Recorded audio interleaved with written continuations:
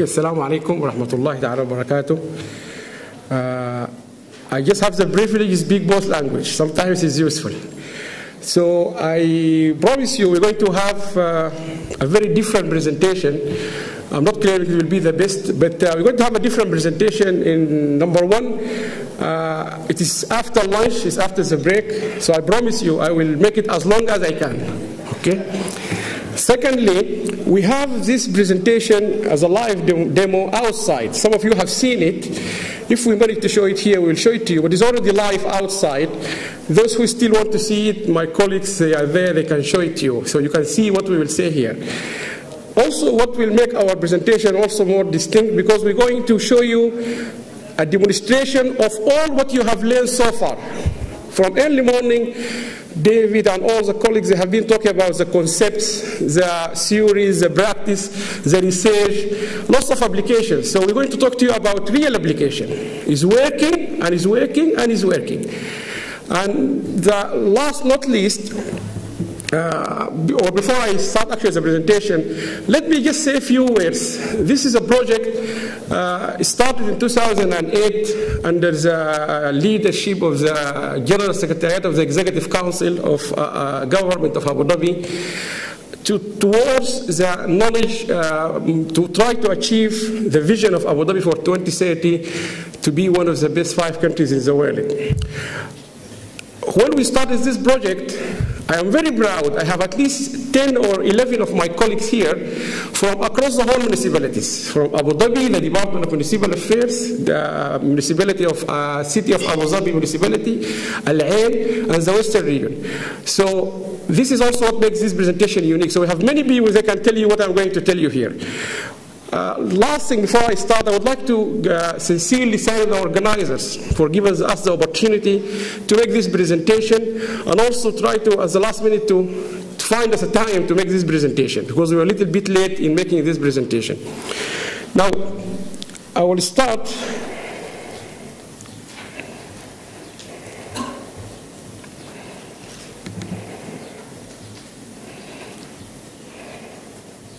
I'm just looking. I'm sorry. Okay. I would like just to make a few comments about early morning discussion. You remember the first speaker? Can you remember this book you've been given in the morning? The first page when most came projects fail. I didn't want to say that to David when I was having lunch, because I said I will tell him my opinion about this. He mentioned about so many projects in the whole world, it failed. Most of e-government projects actually failed. The statistics from the United Kingdom, University of Manchester, and I have that book in my office, it says 85% of KM projects actually, as in general, failed. And where they failed? In the United Kingdom, Sweden, US, highly advanced countries. And I remember he said that word, that the same word said to me when I came to the DMA, and I'll try not to be negative. David said, if you say that to people, they will tell you try to be positive, not be negative. The same thing, I remember I said this the first time I spoken in the DMA. But actually, I want to remind you what he said here. There are lots of reasons. He said most KM projects failed. Can you just refresh yourself what this long list? This long list I can read. Nothing wrong with KM tools, technique, very powerful indeed, but the challenge is projects are not focused on the business. Projects are tough, projects leaders are often inexperienced, projects poorly conceived, and so on. If you summarize this, you can get one word. KM are not difficult. It's not a difficult project, whatever you call it, project or an initiative, but it's unfortunately, sorry to say that, is boring. And that actually, unfortunately, whenever you talk to you about knowledge, it's a boring subject. And that's what we've been discussing in the UK as a subject. One of the challenges for teaching knowledge management, it's a boring subject. You may disagree, but many people, they might agree. But this is not, when you say this is knowledge management, oh, what is this guy talking about? The other problem with the knowledge management is that it confuses people between information management and knowledge management. So immediately you talk about knowledge management, people think you talk about IT. And there is nothing wrong with IT. Don't take me wrong. Oh, it's an IT, it's a portal administrator, it's somebody fixing computers, or it will not work. Immediately, it will not work. Knowledge management is so much overlap with information management, but it's not information management. A third thing which is, people whenever they talk about knowledge management, they don't realize it's two words, husband and wife, or partners. Knowledge management. Management is management, but knowledge is knowledge. So two subjects like projects management, human resource management, and so on. Always people keep to underestimate the second part of the definition, management. And management about performance, motivation, skills, capability, organizational behavior, and all that kind of things. Gender issue, equality, and so on. So when you talk about knowledge management, you have to remember the management part. Now, not a story, because he gave lots of examples. My wife every week complained to me that our daughter, oh, Alam, you can't believe, just leave the job, I will work and just look after your kids. Why? Because she can't teach her, he can't revise to her. Every time, like 4 o'clock, she wants to revise what she studied or for tomorrow, 7 years old. She said to me, Alam, she doesn't like to study. I said to her, the problem is not she doesn't like, but what you're doing with her is boring. The last thing kids these days they want to listen about is to bring them to the table and tell them or to teach them spelling or revise geography or science and so on. But if the same daughter, if you take her to the TV to watch Disney channels or whatever it is, she can stay there for hours and hours. But the same daughter cannot sit for half an hour to listen to her mother teaching her. So to sum up this production, the problem with knowledge management, it needs to be exciting, it needs to be entertaining. If there is no entertainment, you're not going to do it. And that's the problem all of us fathers and mothers face in the house. What we do with our kids is not exciting for them. The last thing your daughter or son wants you to bring to do to her is to bring her to the table, oh, come now, we want to study. It's boring. And you can see that. If you say to them, let's go to the mall, they will jump. Let's go to, even my daughter reached a point, she finds going to Disneyland boring because she has been there many times. So this is what about it. Knowledge management need to be, there should be an excitement. So imagine these people who come to you in the morning, they need to be excited about doing this. They need to be excited about, they need to be entertained. So to talk about the motivation he mentioned, I think excitement and entertainment is important. And if you read that list, your senior managers are not interested, no excitement. Your staff, they don't like it, no excitement, and so on. To come to our presentation, the United Arab Emirates government approached the World Bank long time ago, more than 15 years ago, and they asked the World Bank expert to tell them what is the future look like for the United Arab Emirates. A very wise question was asked to the World Bank. Where are we going in another 20, 30 years?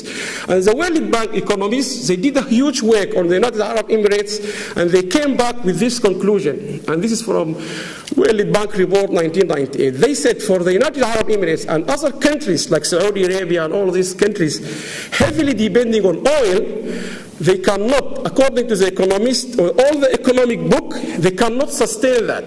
Because you cannot survive on an environmentally linked or relevant or an economy based on any environmental related resources. Because one time the oil will dry, one time the seas will close, and so on. So any economist will tell you you cannot base on your economy on an environmental related items. I like that ecosystem which was mentioned by Luke in the morning.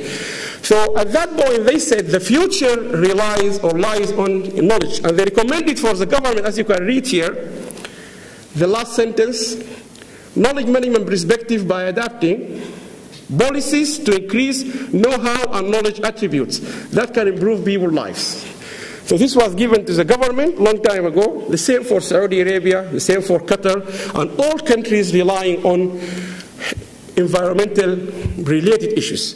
To quote the same thing from Young about the UK, I remember Tony Blair, myself, I was there in 2005 or 6, in a science conference, people criticizing him, they said, we lost all our manufacturing, Prime Minister. You remember all our cars, they have been taken by Germany, we no longer have competitiveness in the economy in manufacturing. And Tony Blair replied, which I reminded Young, he said to them, we still compete and will continue to compete on knowledge and innovation. And trust me, and Paul, I think from Sussex, I have seen many big companies, IT, in Sussex, in Brighton, where I come from. It's small.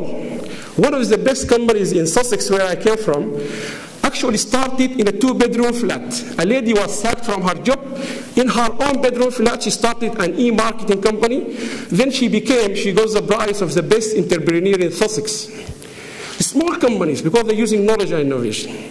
So that's the fact where this project came from. Came from that direction from the World Bank. The government then started knowledge management initiative by asking other government entities to start awareness, motivation, encouraging, changing the culture of.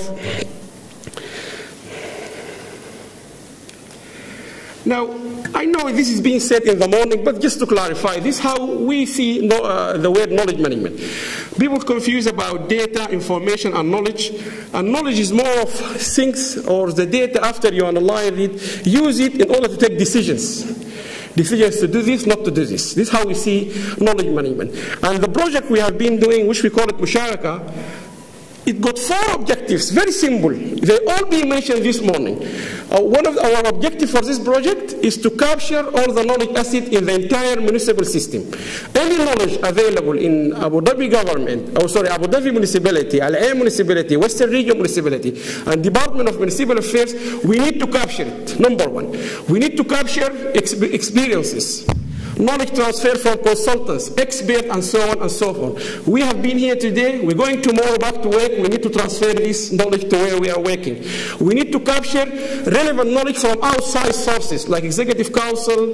We will get something from the blog of David. He got lots of material, which is relevant to the municipal system. That's one of the objectives. Capture all knowledge assets in the municipal system or related to the municipal system. Secondly, we need to store it, storage. And that we have our own data servers in Mohammed bin Zayed, in Yazat's data center, in Mohammed bin Zayed city, which belong to the DMA, highly sophisticated storage facilities, which is servers. And thirdly, we need to disseminate. So we capture from Al Ain, Abu Dhabi, Western Region, DMA, we classify it. We make it more useful by categorizing this information. Imagine we got from there information about property or land regulation. We capture from there also something relevant. We bring them together, classify them, and we send them back. So capture, store, disseminate. The last thing, the most important thing, is to encourage the knowledge sharing among our own staff. We would like to encourage them, not only to capture, store, and disseminate. We want this to become a habit, to encourage them to share anything. So they arrive here, tomorrow they go back, they share what they learned today with the rest of their colleagues. This is a very brief summary of it. Now, this is just key components. You can see them. We have community of practice. We have 15, and we keep launching more community of practice. They are very successful, and they have even been evaluated and reviewed by the Executive Council twice. They see them as a very good model. We have content management, which is quite familiar, collaboration forums. We have tools or mechanism of generating more innovation and knowledge. Because Tony Blair, we must listen to what he said. The whole UK's economy is still surviving on knowledge, so we have to find a mechanism to generate more knowledge and innovation. And we have business intelligence, corporate development, knowledge tools, and so on. Most importantly, the knowledge search. And we are very proud, the Department of Municipal Affairs, to be the first entity in the entire Arab world to use the technology which is called semaphore, provided by Smart Logic company in the United Kingdom, which is very sophisticated. The first time this technology is used in Arabic language in the whole world. We are very proud of that. It's a very sophisticated technology. You can test it outside if you want. And it's the same technology used by NASA, the British Parliament, Royal Bank of Scotland, Bank of America, and you can name it. Very high sophisticated technology. 4 major consultants are being involved in this project. One of them is Michelle, which is one of the best consultants in the UK in designing knowledge platforms. They design the knowledge management for many UK projects. We brought this technology from Smart Logic. We also have link development because they are quite useful. They are very good in Arabic platforms in terms of development. And we're also involved in Yazat company in terms of the servers and so on. Just to move on. This is the whole framework. You can see it. There's 4 parts of it: technology, information, the processes, and the people and skills. So without these 4, you cannot get what we want. But most important, I want you to look at the bottom here. There is knowledge management system and knowledge management office. The whole Musharaka, or the whole knowledge management system we adopt in the Department of Municipal Affairs, is not IT, but there is IT. Whenever somebody says this is an IT, we say to him, no, it's not IT. It's an IT plus people. Plus, we are the first government entity to create actually knowledge management office. And among you, we have a manager from the WRM, his title, knowledge manager for the WRM. Among you, you have somebody called knowledge coordinator for the DMA. Among you, there is a knowledge coordinator for ADM, and so on. We created knowledge management offices, not to change the culture. And this is one of the mistakes. Before I start becoming a lecturer, I made that mistake. You cannot change culture. There is nothing wrong with the culture. Culture in the Middle East is a culture. You go to Spain, it's a different culture. You go to the UK, it's a different culture. What all books in international business, they say, whenever you go to another country, you need to adapt to the culture of that country. Don't go and say to them, I would like to change your culture. They will say to you, shut up and leave that door. This is the organizer. We are host here. This company, this organizer, they have hosted. They put this screen here. Who I am to come here and say to them, oh, it doesn't look nice. Why didn't you put it there? They will say to me, Alam, this is our house. This is our conference. If you don't like it here, that is the door. Don't change culture. Don't try to think of changing the culture. You need to adapt yourself to the culture. People in the Middle East, or say, let's take the Gulf Cooperation countries, they like to communicate by mobile phones. I can't remember for 6 years, just alone in one of my employers, Sussex, my manager or my director or my dean called me on my mobile. I can't. Here I get a phone call every day, 6, 7 times from my managers. It's a different culture, not a bad culture. So you have to take it that way. Now, so what we did is to create knowledge management offices so they can implement, they can make the excitement, they can create the entertainment, they can assure people what we are going to have here in this system is high quality. They can vet the documents, and so on and so forth. Now, this is a high-level computer architecture for the system. You can see, if you take the example of the DMA, we share lots of documents, communications, networking with other entities, and at the same time, we have our own platform. And if you can see in front of you, I mean, the system is there, all of you, you can go and see it. This is the 4 entities, DMA, Al-Ain, WRM, ADM. We share one common platform, but each one of us, he or she, or we have our own, if you like, our own privacy. And I will show you what I mean by that. On the right-hand side is the same platform for Al-Ain municipality. When they designed this project a long time ago, they even asked people, what color do you like? And Al-Ain decided to have a green color. The WRM decided to have a blue color. DMA decided to have a red color. The same like your kids. You want to buy them gifts for Christmas or for Eid or whatever it is. You take them to the mall. You say to them, which one do you like? I like this, that. You cannot say to her, why are you buying green? Take a blue one. She like it pink.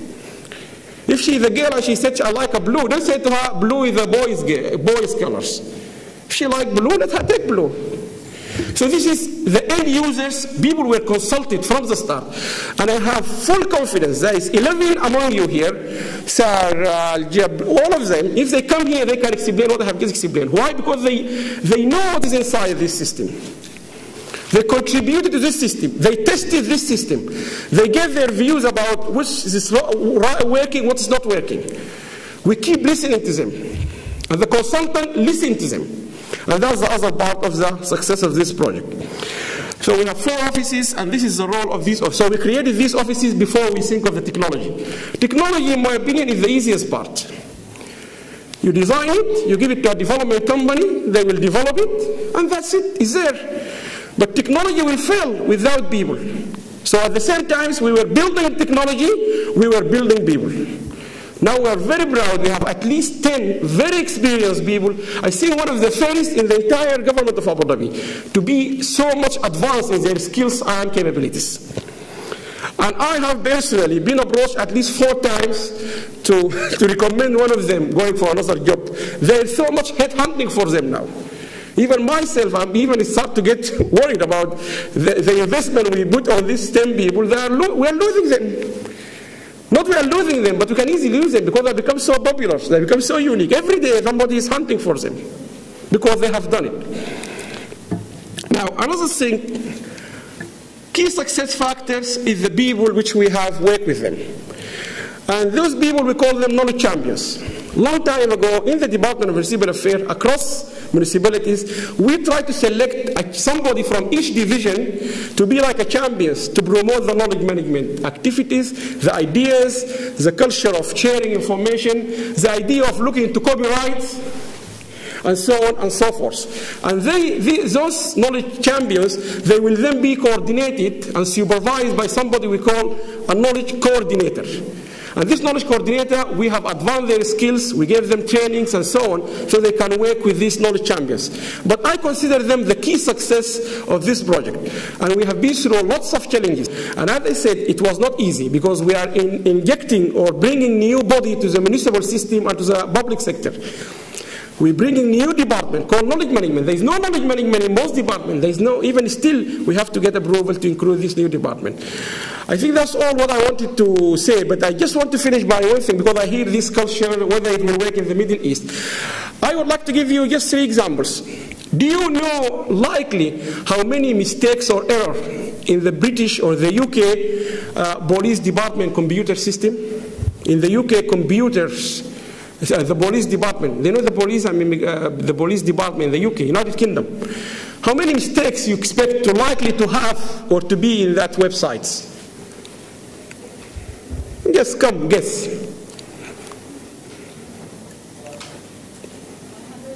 100 mistakes, maybe. Anyone? More generous offer?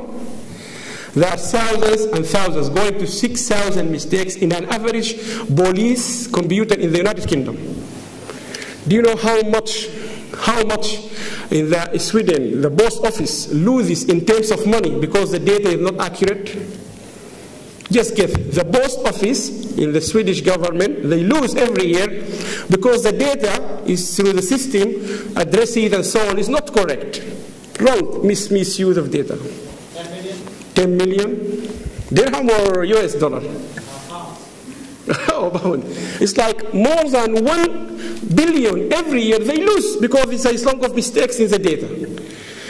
Do you know where Obama came from? You know, in his own place where he came from. Do you know where Obama, he studied in Hawaii. Do you know how much of the data in the welfare computer system is missing, is still not being completed? 30%. This is where where he studied. In his own, the Department of Welfare for the citizen, 30% of the data there is not up to date. So don't worry Middle East or not Middle East. It is all about how we want to do it. How are we doing it? And I remember they said things could change. And if you look to the Arab countries' digital opportunity index, just look back 5 years ago, Tunisia was the leading Arab countries in ICT. Now it is UAE. So things are changed. Countries are going up, going down. Now you see, so we are moving generally. So we just need to consider that. There is nothing wrong with whether it will work. It will work. Knowledge management, this is where my summary, it will work anywhere, but it needs to be seen as an exciting project, entertaining project. Another thing also we managed successfully to learn, we have been working very closely with all people across the government of Abu Dhabi. Universities, Department of Economic Affairs, all these people. We go to them, they come to us, we learn from them, they share experience. This has been a very wonderful experience. We all go and see how others are doing and so on. I think I will finish here. And as I said, the system is outside. And if you have any question, you can see it outside. Thank you very much.